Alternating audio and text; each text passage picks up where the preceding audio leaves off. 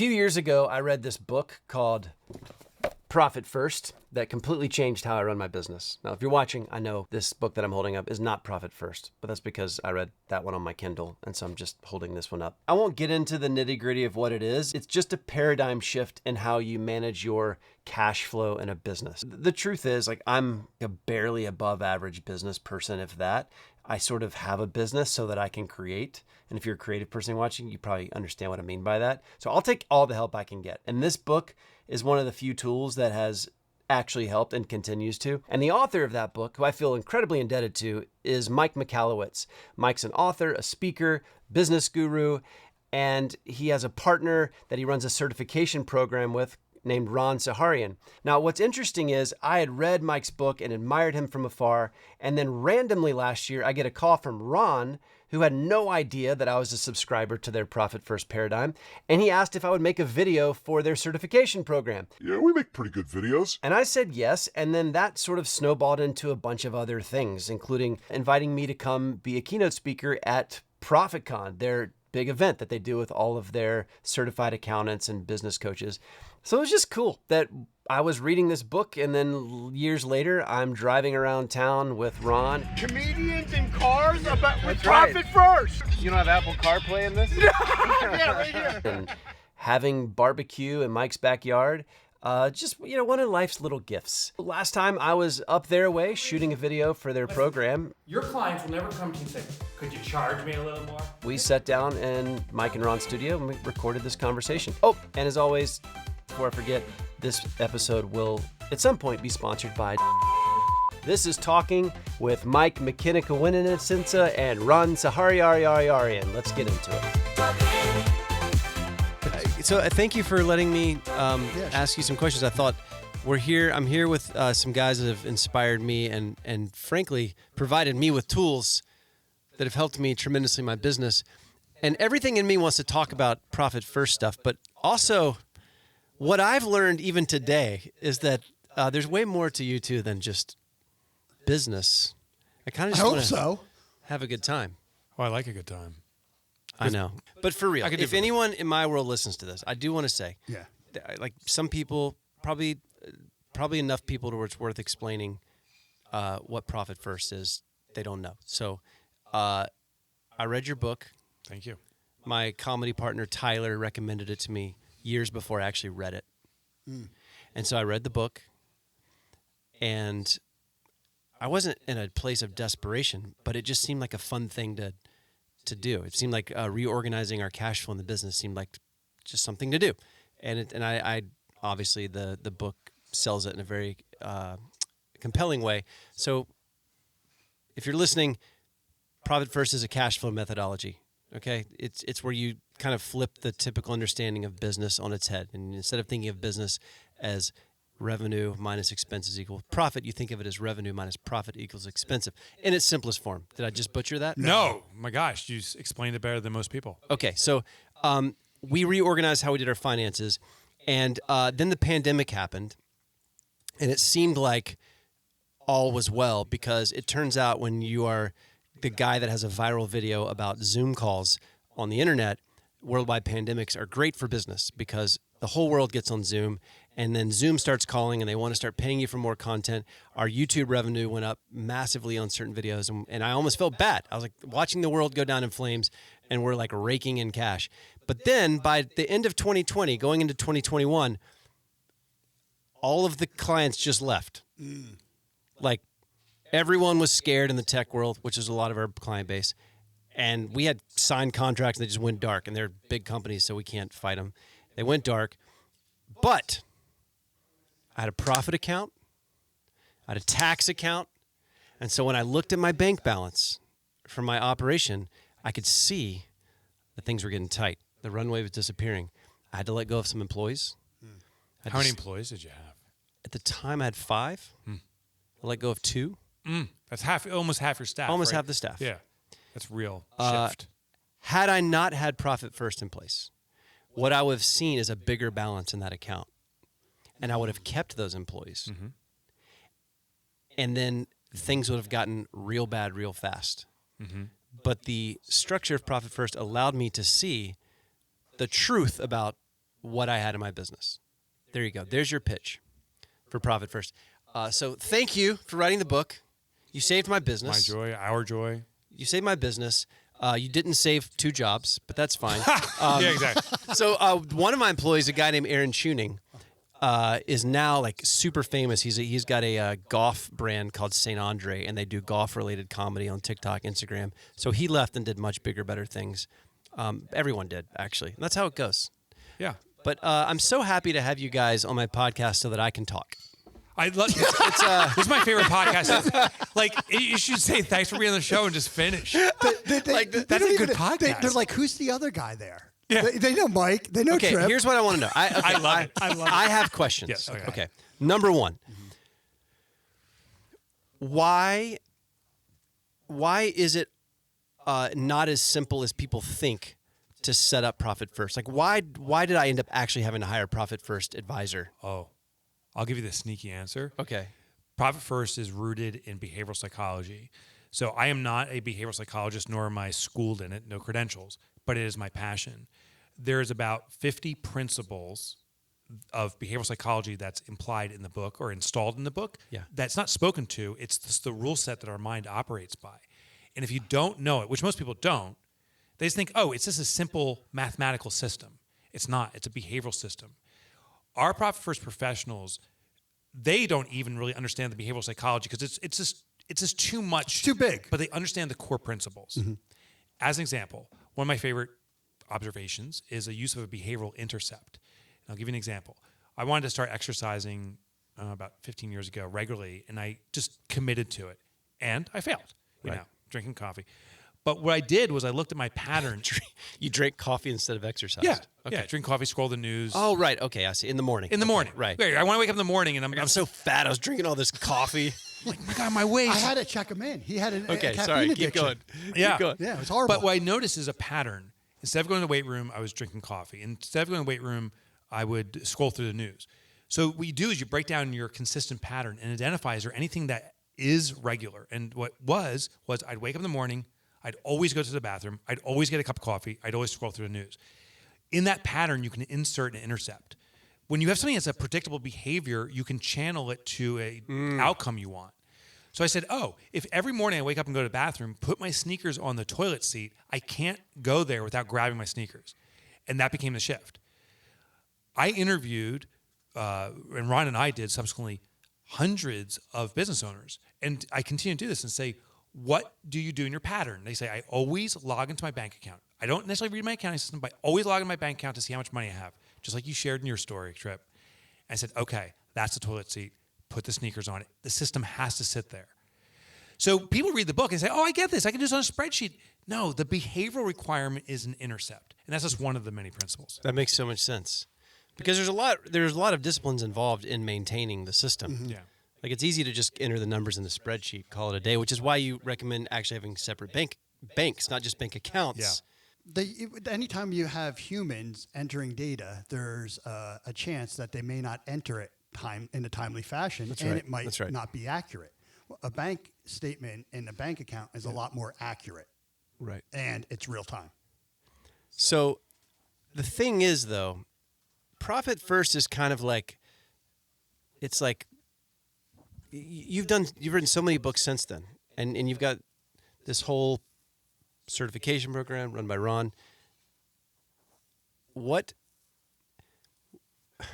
do I ask this question? Okay, I'll be frank. What is your area of expertise? Do you consider yourself a business guru? Yeah, so I would say my strength is curiosity. And maybe I'm dancing around here. And I watched an Indiana Jones movie, and like Indiana Jones doesn't make the relics, he finds them, right? And I'm like, be the Indiana Jones of small business. And what's freed me up to do is I feel an insatiable curiosity of asking business owners what works and then trying to spot the pattern, but also asking people outside the industry. So I've spent, I wrote a book called The Pumpkin Plan. I spent a year studying pumpkin farmers, and I'm like, holy I haven't read that one. Oh, what? I haven't read that one. The elephant in the room is that I have not read It's one of my favorite. It's my second favorite. Is it your second Yeah, favorite? it's my second favorite. I like Toilet Paper Entrepreneur. I like Clockwork though too. Clockwork's Pumpkin Land's awesome. a little sophomore, and it still had the edge. I am sophomore. It still had the edge. But my point is, there's when you study something deeply, you can start seeing patterns and then translate it. So there was something I found in pumpkin farming that translates. There's something I found in the manufacturing of honey through bees that translates. So here's the irony. I'm not necessarily a great or good entrepreneur. I aspire to be. I don't necessarily know much about business, but I thirst to know much. And every time I discover something, I codify it, document it, and share it. So every book I'm writing, I'm trying to learn deeply for myself and just get it out so I can learn more. I got a different answer. So you want? So what? Mike. Okay. So I look at Mike as an inventor, and an inventor like Einstein who takes complex things and makes them simple, and uses it in a way to relate to people by investigating in his genuine curiosity different fields that he can then tie into these wonderful type of learning things that he's found out. I've been working with Mike, and I've known Mike for 30 years now, maybe even longer than Ever that. since your mom said, "Don't cry like a little baby." She was a tough broad. Tough yeah, broad. yeah, Inside joke. Yeah. Tough broad. Yeah, but no. So Mike's genius is, one, his inquisitiveness. Two, the fact that he's able to see things and make them simple that anybody can digest and relates it in a way to the business community that's never been done before. That's quite the endorsement. It is. Thank you. And what's really inspiring to me about this whole thing, if I'm going to say what it is the confidence that you have to package what you are learning because you're so curious, and you can sit here and say, "I'm not even really a great entrepreneur, but I notice patterns, I see things," and you see that as a way to help people. Because I deal with a lot of creatives. I am a creative person. I'm a business person. I struggle with imposter syndrome. Yeah. I have ideas I want to share. I'm working on a book. And every chapter I'm like, who am I to say this? Oh, yeah. I haven't done this. Yeah. I know it's true. Yeah. I see it. Why do you have so much confidence? Why are you such a confident guy? It's an act. I got to think deeply about that. I don't know if I'm a confident guy. You are. I know. Just today, I'm like, I'm such a loser. Like, I just wanted to hear you say I'm not Tripp. No, there's a difference between. You've known Mike a long time. Yeah, Mike is very gregarious, but that's not necessarily him. He's very confident.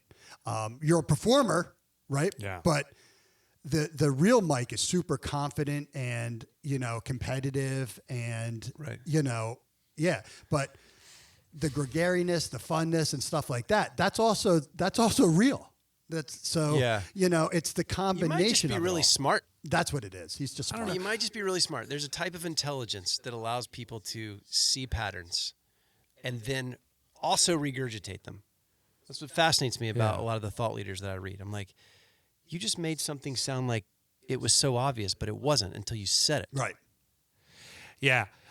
That's definitely something that you are. I'm do. definitely smart. Definitely smart. He's smarter than me. Definitely he radically tells me every day. Smart. Here's what it is. I struggle with complex ideas. And so I work very hard at making them so simple that I can remember it and consume it. I remember looking at my first accounting book, and I'm like, I just can't even pay attention to this. It's so overwhelming, and I'll never figure this out. So then I said, make the effort to get it so that I can understand it. It's all based upon the Pareto principle. Usually a few things has the greatest impact. Like of all the videos you've made, which is countless, you have a few that have had this magnificent impact and viewership. Magnificent. Absolutely amazing. Huge. Incomprehensible. World changing. I'm going to crap the Kirk. Couldn't even imagine how you did that. It's just everywhere. You're such an actor. I was, yeah. I'm a thespian. Are you? Part lesbian, part thespian. Oh, well, you're a lesbian. You ever heard that term? Lesbian. A lesbian. Yes. Yeah. Oh gosh, I had the funniest idea for a sketch today. I haven't shared this yet, and you just jogged my memory. I don't know. Was if it I'll ever taking make place it. at Paul's Diner? No, I was like, what if some guy called 911 because he found a dead body, and the dispatch is like, 911, what's your emergency? He's like, I found this body, and she's like, where? He's like, I'm at 255 Main Street, and she's like, is it a man or woman? And he's like, okay, I'm not gonna. Yeah. Who am I to say? I love that. I love that. And then the dispatch is sort of this like caricature of a conservative, and so they end up having this political debate, all while trying to figure out the gender of a dead body. And I thought maybe even the pants come off, and it's like, do you see a penis? I do, but surgeries are really good these days. I don't know. Like, who am I? Anyway, what a rabbit trail that was. I love that. You do? Okay. I love that. No, if it was me, I already started filming that. Like, I thought about making. I don't think I need to film anything because if you're scrolling TikTok or Instagram and there'll be 911 recordings and it's just an image and then you hear the voices. I thought I could just I could make this on the plane. Oh yeah. Yeah. So I believe every human has a super strength. I think one of my abilities is complexity overwhelms me, and I have this compulsion to make it simple so it's accessible. I love this. You're all parents. We're all parents here. You're a parent. Yeah. You're a parent. Dude, I have a kid probably your age. How old are you? 28 or something? Mike. I'm 45. Are you really, dude? Yes. You'll tell me in like a week from now, like, are you sure you're not 35? No, I'm 45. You look very young, Just turned and 45. the hat also brings It brings me down. This is my plane Yeah, hat. This is beard adds 5 years or 10, especially 20. gray beard. gray beard. So Ron is on age. You're young for your age, and I'm old for my age. We're all 45, just so you know. This is great. We've all figured out how to look the same age without being the same age. Mike's birthday is actually a week after mine. Yeah. When's that? September 24th or 21st? I'm the 24th. Yeah, Okay. 24th. Mine's the 14th. I have to ask anyone who's a parent, your single best parenting advice. I've got little kids, so I love getting Yeah, I'll give you mine. perspective. Little kids or toddlers or Just what came to mind? Oh. You through the whole thing. What was the talk best? talk to them about finances and money early on. Okay. You have 18 summers. Oh, that's sad. Don't do that to me. Dude, that was something I realized too late. And I was like, holy cow, you have 18 summers. So there's a guy who, he does this in all different aspects, but he gives you marbles. Yeah. And he's like, carry them with you. And they said each marble's a decade. And I still have the marbles with me. And I got 2 marbles left of traditional productivity till I'm 75. And I'm like, oh God. Fuck. It wakes you up. And you have 18 marbles. You don't have, how old are your kids? 3, 6, and 8. And what about the one you don't talk about? yeah. Right. He's he's 24. He's 43. Yeah, he's 43. Right, he's 43. So it's a weird story. Yeah. I have my oldest is 30. You have a 30-year-old? I know, How dude. old are you? I am 52. Okay. But you have a 30-year-old. Yes, sir. Yes, sir. That's an early start. He turns 31 in just a few weeks. Yeah, so it's an early start. And I will tell you about this. I was thrust into parenthood right in college, right when leaving college, when most guys that are getting married at 25 or 30 are going on honeymoons. So my wife and I just started our honeymoon period about 3 years ago. That's when my son, our 18th summer was over. He went to college, and now we're going to have our honeymoon. So we travel like crazy and do amazing things. It's awesome. It is good. Well, that's encouraging, too, because we had kids pretty much right away. And I've actually had the thought recently, will we ever have a honeymoon phase? Oh, you totally will. And I encourage you. You're doing the right moves now, Tripp. The more financial stability you have, the better. Yeah. So when you're in your honeymoon phase, like Ron did, young, you can go on one trip. But you hear it all the time. You hear it all the time. But I have a personal policy that I don't laugh at that joke. I love it. You did a good eye roll, though. You did a good eye roll. And a nostril flare. He's He did trying not to nostril laugh. flare. He's trying not to laugh. Sphincter squeeze. And an eye roll. And we now do amazing things. So I hear what you're saying. I traveled like a mofo before I had kids. I had my daughter when I was 30-something, 37. And so now I'm wishing I had her earlier because I'm all arthritic. I'm going to be old when she's this. So, but I traveled like crazy. But you lived it large, man. I know. You lived large. Did you live it up? Did you travel the world? I did. I went to Tahiti, Bora Bora, been all over the Caribbean, all over Europe. Super Bowls. Really? Miami, Vegas. Yeah. Right on. Yeah. I didn't have my first kid till 35, and I did a lot of traveling, and I don't regret that. No, yeah. But getting lower back problems right now. Well, you have 3. Shoulder I only have issues. 1. Yeah. Just throwing the ball with my son, and then I can't do it the next day. I'm like, great. Man up. I'm trying.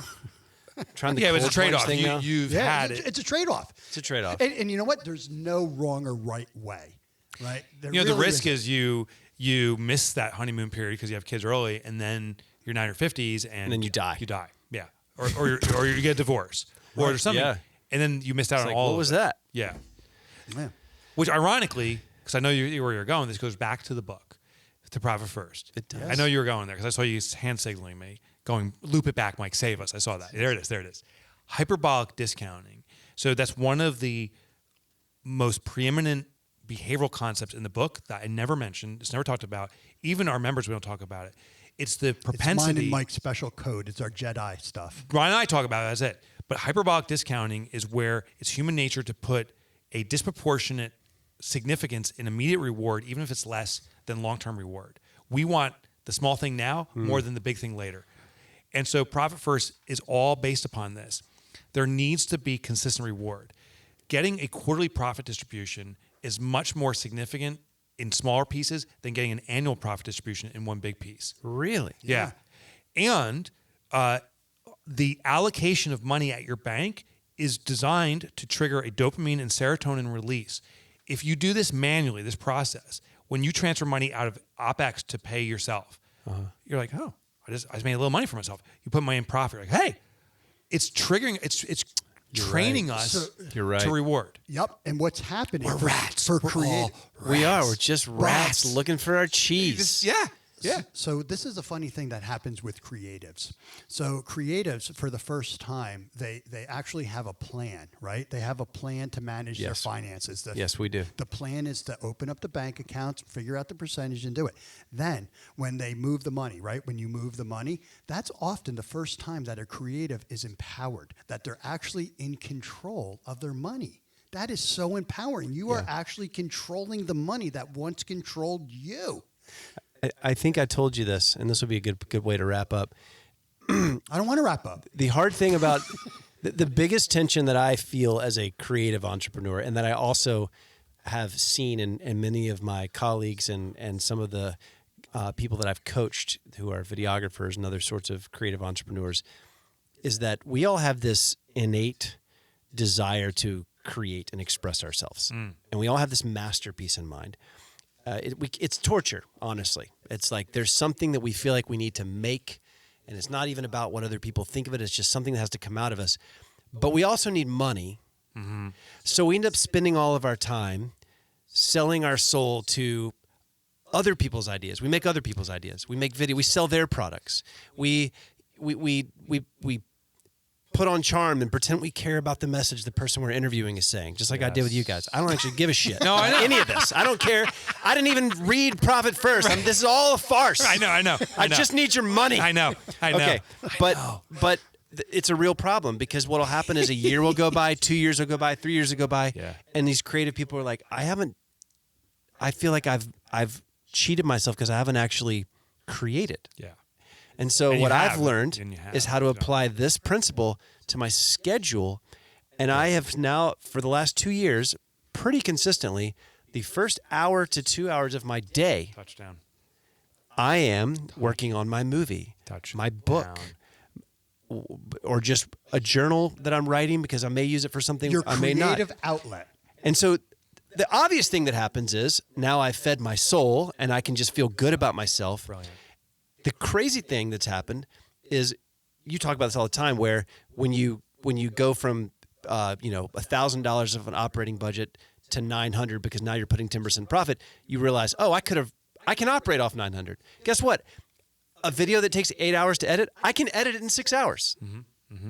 So I get more done than I was with the full day. Parkinson's. It's wild. Parkinson's law. That's right. But you also know you're serving your clients better. That's right. Because we're getting the released and relieved you, who's fully engaged.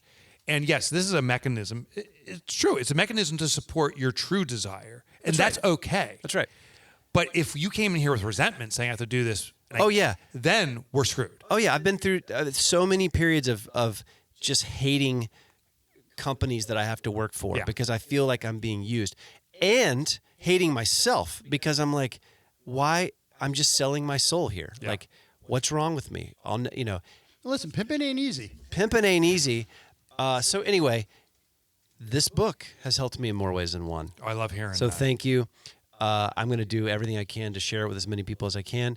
I'm going to share this methodology with other creatives. And thank you for taking this time. And thank you for what else? Well, thank you for not disclosing that child you had out of wedlock and keeping that secret, because I thought that would make it uncomfortable. Oh my gosh, we could have gone. Like I had got one of those 23andMe tests. Yeah. And my mom is like begging me not to take it. Ron, you guys share a story you have to share about this. Yeah, I'll share with you. So, one day, my dad, actually it was several years ago at one of Profit First Live, he picks me up and he's like, hey, I got to share something with you. I'm like, what? And he's like, this is important. You mind if we pull over? I'm like, okay, what? He's like, you have an older sister. I'm the oldest. Not anymore. Not anymore. And my first initial reaction was to smile. One, it doesn't surprise me. So wait, you learned about this in your 50s? Yeah. No, 48 or 49. But you're a full-grown adult, your kids are grown, and you find out you have a sister. Yeah. Who needs money? No. Oh, no. So it was more, we did the math and everything, and it was before my dad was actually married to my mom and all that good stuff. So that's the first thing we did. But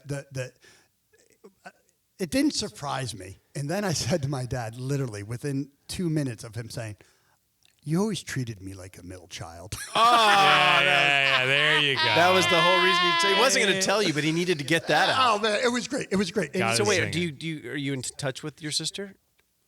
Where was she this whole time? I don't call her a sister. But where was she this whole time? Her mom never disclosed. Oh, so he didn't know the whole time. He didn't know. So he wasn't like keeping that from her. No. He didn't keep it from her. But he took a 23andMe, and she took a 23andMe, and she actually found relatives of ours who actually also taken that, and they were like, she was like, hey, is this your dad? And they're like, not my dad. And they're like, okay, it's Uncle Ronnie. Right? Oh, wow. And I don't know. But they didn't say anything. If I may, and hopefully it's not too much, but Ron will not call her his sister because he married her.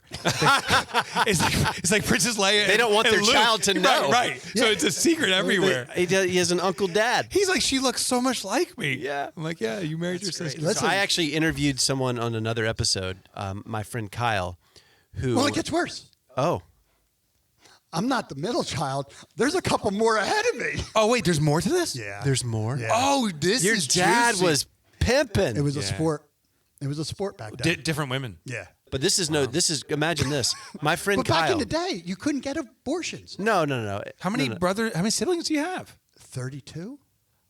No. You should see my How many face. total, really? There might be 2 or 3. More. Above, yeah. Oh, my God. Oh, there might even be some below, inside. I don't know. Well, hopefully not after the fact, but it could But be. good. It happens. Gosh. So my friend Kyle, who I grew up with, had a stepfather, and he would go to Alabama to visit his real dad, Monty. And his stepfather was Hugh. Hugh and Nancy were friends with my parents. We were all friends. Later in life, we're like, wow, Kyle, you sure do look like your stepdad. So he finds out in his 30s that his stepdad was his real dad the whole time. Who's this other guy he's been hanging out with, going and visiting, building a relationship with? And his parents, they just didn't really want to. They didn't want to deal with it. They just kind of like didn't want to know for sure. So they just kind of left it at what it was. It's a beautiful story. He tells it on my podcast. He actually like really bonded with the other guy and feels like he was sort of. My father bonded with her. They're friends. Oh, really? Yeah. They met. They talk. They communicate. You know. What a good dad. Fascinating. Yeah. I mean, It's a good way to wrap up podcast. It is. Yeah. Let's just wrap this up on that. Yeah. Like, listen, made sure she have your wasn't pet in the will. spayed and neutered. Yeah, exactly. Get a 23 Have your father spayed Have and your neutered. father spayed and neutered. Yeah. And just know you might have some more siblings out there. All right. Thanks, guys.